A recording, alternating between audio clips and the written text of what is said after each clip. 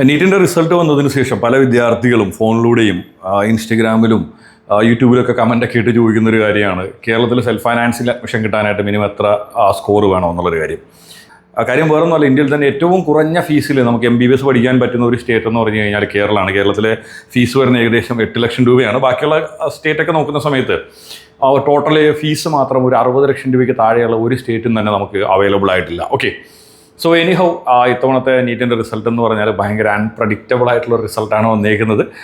പക്ഷേ വേറൊരു കാര്യം നിങ്ങൾ മനസ്സിലാക്കേണ്ടതെന്ന് പറഞ്ഞു കഴിഞ്ഞാൽ ക്വാളിഫൈഡ് ആയിട്ടുള്ള കുട്ടികളുടെ എണ്ണം നോക്കുന്ന സമയത്ത് നമ്മൾ കഴിഞ്ഞ വർഷമായിട്ട് കമ്പയർ ചെയ്ത് കഴിഞ്ഞാൽ വലിയ ഡിഫറൻസോ കാര്യങ്ങളോ ഒന്നുമില്ല. അത്യാവശ്യം നല്ല നമ്പർ ഓഫ് സ്റ്റുഡൻസ് എന്ത് ചെയ്തിട്ടുണ്ട്, ക്വാളിഫൈഡ് ആയിട്ടുണ്ട്. ഓക്കെ, സോ നമ്മളിന്ന് നോക്കാനായിട്ട് പോകുന്നതെന്ന് പറഞ്ഞു കഴിഞ്ഞാൽ കേരളത്തിലെ ഏതെങ്കിലും ഒരു പ്രൈവറ്റ് കോളേജിൽ നിങ്ങളുടെ കാറ്റഗറിയിൽ നിന്ന് ഒരു MBBS സീറ്റ് ലഭിക്കണമെങ്കിൽ കറൻ്റ്ലി നമുക്ക് വന്നിരിക്കുന്നതെന്ന് പറഞ്ഞു കഴിഞ്ഞാൽ നമ്മുടെ നീറ്റിൻ്റെ ഓൾ ഇന്ത്യ റാങ്കാണ് വന്നിട്ടുള്ളത്. അപ്പോൾ നിങ്ങളുടെ റാങ്ക് വെച്ചിട്ട് കേരളത്തിലെ ഏതെങ്കിലും ഒരു മെഡിക്കൽ കോളേജിൽ നിങ്ങൾക്ക് സെൽഫ് ഫൈനാൻസിൽ അഡ്മിഷൻ കിട്ടാനായിട്ട് എന്തെങ്കിലും പോസിബിലിറ്റി ഉണ്ടോ എന്നുള്ളൊരു കാര്യമാണ് നമ്മളിന്ന് നോക്കാനായിട്ട് പോകുന്നത്. ഓക്കെ, സോ നമുക്ക് 1 by 1 ആയിട്ട് ഓരോ വിഭാഗത്തിലും എത്ര ഓൾ ഇന്ത്യ കോട്ട റാങ്ക് ഉണ്ടെങ്കിൽ കിട്ടാനായിട്ട് ചാൻസ് ഉണ്ട് എന്നുള്ളൊരു കാര്യം നോക്കാം. സോ നമ്മൾ സ്റ്റേറ്റ് മെറിറ്റ് കാറ്റഗറി, അതായത് SM കാറ്റഗറിയിലോട്ട് വരുന്ന സമയത്തെന്ന് പറഞ്ഞു കഴിഞ്ഞാൽ ഇത് നമ്മൾ നോക്കുന്നതെന്ന് പറഞ്ഞു കഴിഞ്ഞാൽ കഴിഞ്ഞ വർഷത്തിൽ 2025 തേർഡ് റൗണ്ട് കൗൺസിലിംഗ് കഴിയുന്ന സമയത്ത് ഏറ്റവും ലാസ്റ്റ് റാങ്കിൽ നിന്ന് ഏതൊക്കെ കോളേജുകളിലാണ് ഏതൊക്കെ വിഭാഗത്തിൽ നിന്ന് അഡ്മിഷൻ കിട്ടി എന്നതാണ് നമ്മൾ നോക്കുന്നത് കേട്ടോ. അപ്പോൾ നമ്മളിതിൽ 2025 തേർഡ് റൗണ്ട് കൗൺസിലിംഗിലെ ഡേറ്റ വെച്ച് നോക്കി കഴിഞ്ഞാൽ സ്റ്റേറ്റ് മെറിറ്റ് കാറ്റഗറിയിൽ കേരള റാങ്ക് 10841 റാങ്കുള്ള വിദ്യാർത്ഥിക്ക് Palakkad institute of medical science വാളയാറിലാണ് അഡ്മിഷൻ കിട്ടിയിട്ടുള്ളത്.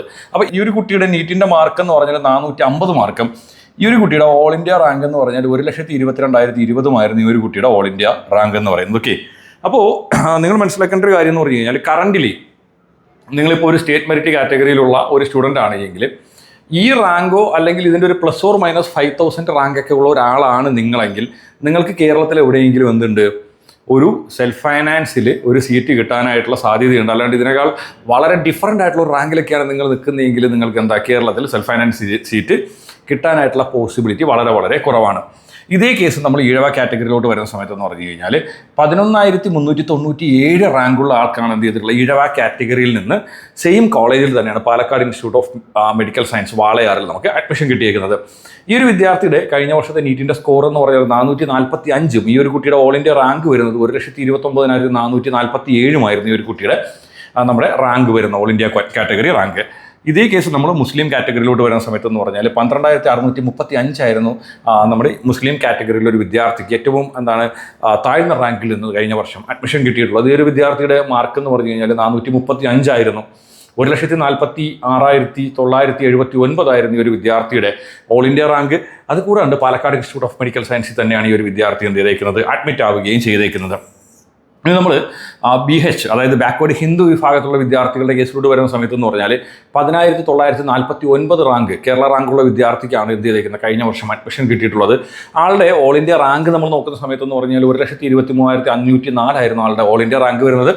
Palakkad institute of medical science വാളയാറിൽ അഡ്മിഷൻ കിട്ടിയ ആ ഒരു വിദ്യാർത്ഥിയുടെ നീറ്റിൻ്റെ സ്കോർ കഴിഞ്ഞ വർഷം ഉണ്ടായിരുന്നതെന്ന് പറഞ്ഞാൽ 449. ഇനി നമ്മൾ ലത്തീൻ കത്തോലിക്ക വിഭാഗത്തിലോട്ട് വരുന്ന സമയത്ത് 13,481 മാർക്കുള്ള വിദ്യാർത്ഥിക്കാണ് ലത്തീൻ കത്തോലിക്ക വിഭാഗത്തിൽ നിന്ന് കഴിഞ്ഞ വർഷം സെൽഫ് ഫൈനാൻസിൽ നമുക്ക് അഡ്മിഷൻ കിട്ടിയിട്ടുള്ളത്. അലസ മെഡിക്കൽ കോളേജിലാണ് ആ ഒരു വിദ്യാർത്ഥിക്ക് അഡ്മിഷൻ കിട്ടിയിരിക്കുന്നത്. 428 മാർക്കായിരുന്നു ആ വിദ്യാർത്ഥിക്ക് ഉണ്ടായിരുന്നത്. ആ ഒരു വിദ്യാർത്ഥിയുടെ ഓൾ ഇന്ത്യ റാങ്ക് എന്ന് പറഞ്ഞാൽ 1,58,517 ആ ഒരു വിദ്യാർത്ഥിയുടെ ഓൾ ഇന്ത്യ റാങ്ക് വരുന്നത്. ഇനി നമ്മൾ ധീവര കാറ്റഗറിയിലോട്ട് വരുന്ന സമയത്തെന്ന് പറഞ്ഞു കഴിഞ്ഞാൽ 10,971 റാങ്കുള്ള വിദ്യാർത്ഥിക്കാണ് ധീവര കാറ്റഗറിയിൽ നിന്ന് കഴിഞ്ഞ വർഷം അഡ്മിഷൻ കിട്ടിയിട്ടുള്ളത്.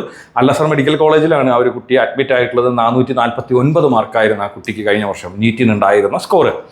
ആ ഒരു വിദ്യാർത്ഥിയുടെ ഓൾ ഇന്ത്യ റാങ്ക് എന്ന് പറഞ്ഞാൽ 1,23,678 ആ കുട്ടിയുടെ ഓൾ ഇന്ത്യ റാങ്ക് കഴിഞ്ഞ വർഷം ഉണ്ടായിരുന്നത്. ഓക്കെ, ഇനി നമ്മളിത് വിശ്വകർമ്മ വിഭാഗത്തിലോട്ട് വരുന്ന സമയത്തെന്ന് പറഞ്ഞു കഴിഞ്ഞാൽ കേരള റാങ്ക് 12,385 ആ വിദ്യാർത്ഥിയുടെ കേരള റാങ്ക്.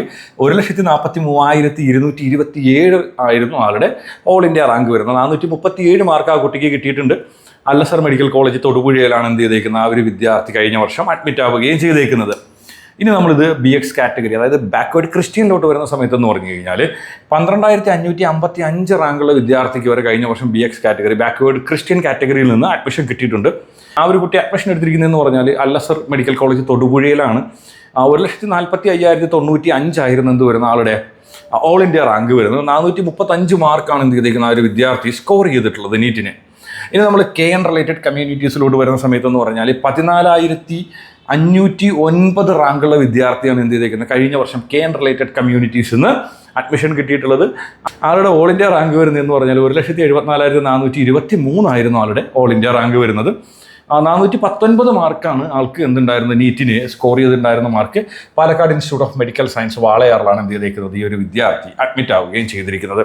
ഇനി നമ്മളെ കുടുംബി റിലേറ്റഡ് കമ്മ്യൂണിറ്റീസിലൂടെ വരുന്ന സമയത്ത് 26,025 റാങ്കുള്ള വിദ്യാർത്ഥിയാണ് കഴിഞ്ഞ വർഷം എന്ത് ചെയ്തിരിക്കുന്നത് ഡോക്ടർ മൂപ്പൻസ് മെഡിക്കൽ കോളേജ് വയനാടിൽ അഡ്മിറ്റ് ആയിട്ടുള്ള ആ ഒരു വിദ്യാർത്ഥിയുടെ ഓൾ ഇന്ത്യ നീറ്റിൻ്റെ സ്കോർ 315 ആയിരുന്നു.